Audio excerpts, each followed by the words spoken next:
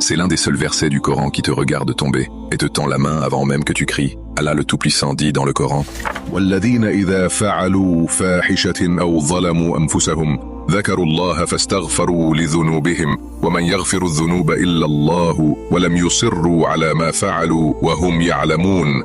Et ceux qui, lorsqu'ils ont commis une turpitude ou porté tort à leur âme, se souviennent d'Allah et implorent son pardon, et qui donc pardonne les péchés sinon Allah, et ne persistent pas sciemment dans ce qu'ils ont fait, alors qu'ils savent. Les savants ont longuement médité ce verset. Selon la pensée de Ibn Kathir, le cœur du croyant se brise lorsqu'il réalise son égarement. Allah a évoqué, pardon imploré, sans excuse, et la promesse, il ne retombe pas dans son péché en pleine conscience. Ce verset définit la repentance parfaite, non comme un instant mais comme un retour sincère et durable. Pour Al-Qurtubi, cette station sublime est celle de l'épuisement spirituel par le péché, suivie par la fatigue d'une âme affligée. Se souvenir d'Allah dans ce naufrage intérieur, c'est brandir la bouée du miséricorde. Ne pas persister paraît une évidence, mais parfois, c'est le combat le plus ardu. D'après Ibn Ashur, cette louange au pardon divin, qui donc pardonne sinon Allah, lance un pont direct entre le pécheur et le Créateur. Le verset ne laisse aucune porte arrière. Il exige la sincérité, la droiture et un acte intérieur profond, pas seulement la récitation de mots. Tu chancelles dans ton erreur, la voix intérieure t'enfonce dans le regret. Tes mots s'échouent, mais tu murmures « Allah, Allah ».